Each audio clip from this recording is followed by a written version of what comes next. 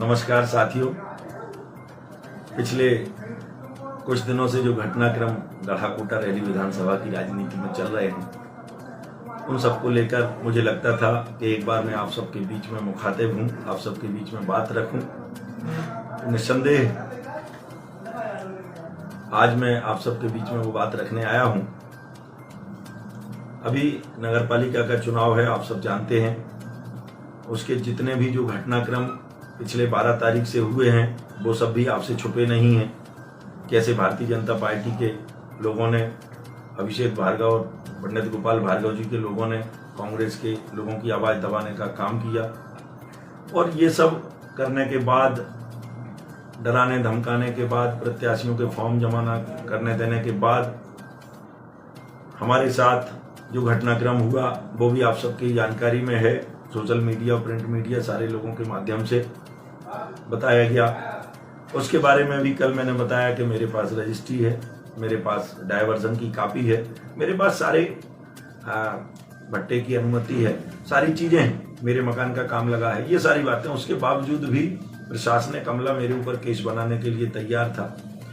इसीलिए ये सब विवाद की स्थिति बनी।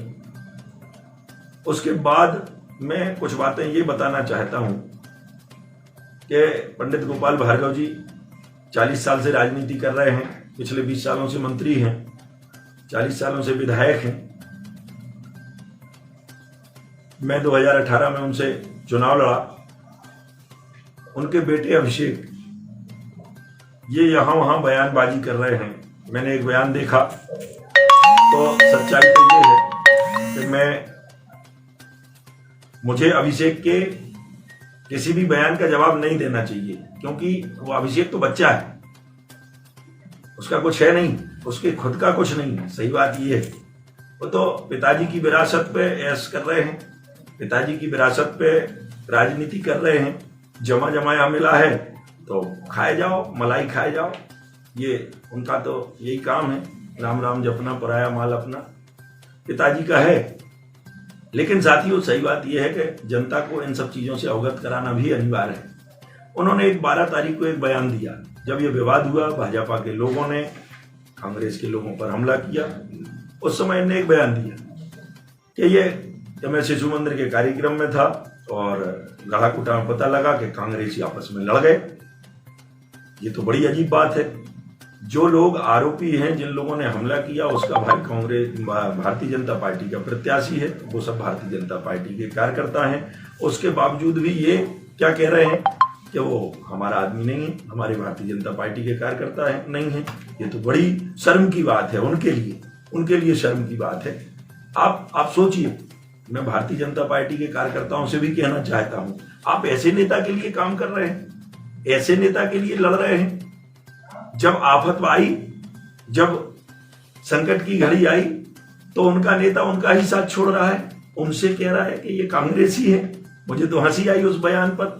इसीलिए मैं कहता हूं कि वो बच्चा है, उसको कोई समझ थोड़ी है क्या कह रहा है क्या नहीं कह रहा है।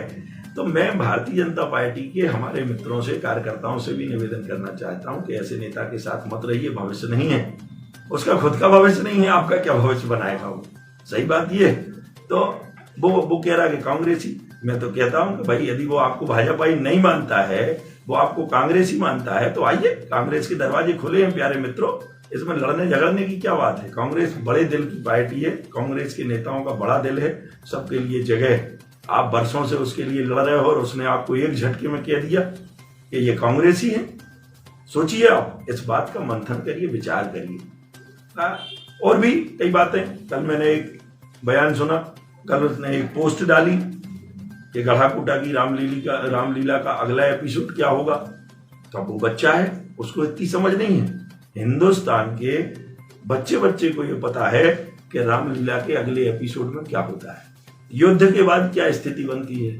रामलीला में जब युद्ध हुआ था, युद्ध के बाद रावण की सेना का, रावण के आतंक का, रावण के दुष्टता का विनाश हुआ था, रावण के आतंक का अंत हुआ था। तो मैं उसको बताना चाहता हूं कि अभिषेक, अभी तुम्हें समझ नहीं है, इसको समझो, रामायण को पढ़ो, रामायण को पढ़ो और समझो। रामलीला में अगले एपिसोड में रावण का अंत हुआ था और वो होने वाला है। रावण के आतंक का अंत होने वाला है। अभी कल एक कहानी सुनाई, बंदर की कहानी सुनाई। तो आप बंदर को क्या समझते हो? बंदर हनुमान जी का अवतार हैं। बंदर ही हनुमान है जिन्होंने रावण की लंका में आग लगाई थी। तुम्हें इतनी भी समझ नहीं है? तुम बंदर को ऐसे ही समझते हो कि केवल उछल कूद कर रहा है। बंदर उछल कूद करने में सोने की लंका जला दी थी प्यारे भाई, इस बात को समझो। तो बंदर की पूंछ में आग आपने लगा दी है। हमारे बंदर, हम अकेले बंदर नहीं हैं, हमारे साथ कई बंदर हैं, बहुत सारे बंदर हैं। जिन जिन के बंदरों की पूंछ में आपने आग लगाई है वही आपकी लंका जलाएंगे, इस बात को भी ध्यान रखो। आपने कहा कि इन्होंने क्या किया है, तो मैं आपसे भी पूछना चाहता हूं कि आपने क्या किया है? आप अपने जीवन में आपने क्या किया है? आप बता दो। आप पिताजी की दौलत पे, पिताजी के रुतबे पे, पिताजी की राजनीति पे, पिताजी की सत्ता पर राज कर रहे हो और बयानबाजी मेरे बारे में कर रहे हो या किसी और नेता के, कांग्रेस के नेता के बारे में कर रहे हो? अरे मैं बता दूं, कांग्रेस ऐसी पार्टी है, कांग्रेस संघर्ष करने वाली पार्टी है। हमने क्या किया, हमारे कार्यकर्ताओं ने क्या किया, कांग्रेस पार्टी के वरिष्ठ नेताओं ने क्या किया, रैली विधानसभा की कांग्रेस ने कितना संघर्ष किया, ये बताने की जरूरत नहीं है। रैली विधानसभा क्षेत्र का एक एक व्यक्ति जानता है। और रही बात इस बात की कि तुमने क्या किया, तो सच्चाई ये है प्यारे भाई कि जब तुम्हारे पिताजी विधायक बने और विधायक बनने के बाद घर से, जेब से उनने भी कुछ नहीं किया है। सरकारी पैसे को यदि जनता तक पहुंचा के कोई काम कराया है तो कोई जनता पे एहसान नहीं किए हैं। जो तुम बड़ी बड़ी बातें मंच से कहते हो, एहसान बताते हो कि हमने कुटीर बनवा दी, हमने ये करा दिया, तो कुटीर तुमने नहीं बनवा दी, जनता के पैसे से कुटीर बन रही है। और मैं बताना चाहता हूं, कुटीर तो जिसने ये योजना बनाई वो भी नहीं रोक सकता। तुम क्या रोकोगे कुटीर? तुम धमकी देते हो वार्डों में जाके कि हम कुटीर रुकवा देंगे, निर्माणाधीन कुटीर को मिटवा देंगे। अरे ये किसी की हिम्मत नहीं है कि निर्माणाधीन कुटीर रुकवा दें, किसी की हिम्मत नहीं है कि कुटीर का पैसा रोक दें। क्यों? क्योंकि वो योजना ऐसी बनी है, देश के गरीबों के लिए योजना है, सबकी कुटीर आएगी, कोई नहीं उसे रोक सकता। सच्चाई ये है। मैं जनता जनार्दन से हमारे जो कुटीर के जो आवास वाले व्यक्ति हैं, जिनको कुटीर स्वीकृत हुई है, वो भी चिंता ना करें। ये धमकी दे सकते हैं, ये रोक नहीं सकते, ये केवल मुंह चला सकते हैं, इनके बस में और कुछ नहीं है। तो मैं कहना चाहता हूं कि हमारी जनता भी इस बात से ना डरे, इनकी धमकियों से ना डरे। और ये बार बार कहते हैं कि कांग्रेस ने क्या किया। आज गढ़ाकोटा की हालत देख लो। केवल बस स्टैंड पर सेल्फी पॉइंट बनवाने से या रैली में आई लव रैली लिखवा देने से, आई लव गढ़ाकोटा लिखवा देने से विकास नहीं होता प्यारे भाई। आप रैली नगर में, बस्ती में जाके देखो। कल जब हम लोग प्रचार में गए, वार्डों की हालत देखो। आप कल्पना करिए, गांधी वार्ड में, जहां से इनके खासम खास 2 बार नगर पालिका अध्यक्ष रहे महेश कोरी जी, चुनाव भी लड़ रहे हैं, अभी प्रत्याशी हैं, हमारे बड़े भाई भाजपा से चुनाव लड़ रहे हैं। उनके वार्ड में आप पानी की स्थिति जाके पता करिए। 100 कुप्पे, 100 ये बुंदेलखंडी में अपन कहते हैं ना, गुंड कसेड़ी, जो महिलाएं लेके खड़ी बैठी पानी भरने के लिए, सारा काम छोड़ के केवल पानी की व्यवस्था कर रही है बेचारी। आप कल्पना करिए, ये स्थिति गढ़ाकोटा नगर की है। शर्म करो अभिषेक, तुम बड़ी बड़ी बातें मंच से करते हो, पानी तो नगर के लोगों को दे नहीं पाए और हमसे पूछते हो कि हम क्या देंगे। हम जनता जनार्दन से दोनों हाथ जोड़ के उनके चरणों में प्रणाम करके निवेदन करते हैं कि इस बार आप निश्चिंत होकर, निर्भीक होकर वोट डालिए, हमारे प्रत्याशी जिताइए, गढ़ाकोटा में कांग्रेस की नगर पालिका बनाइए। मैं दावे के साथ कहता हूं कि जो हमारा संकल्प पत्र आज मिलेगा आपको, ये कह रहे हैं कि आपने आज तक बताया नहीं कि आप करोगे क्या। हम बताते हैं, जो हम संकल्प लेंगे उसे हम पूरा करके दिखाएंगे। हमें आप बंदर की उपमा दे रहे थे ना, बंदर हनुमान जी हैं, हनुमान जी का अवतार है बंदर।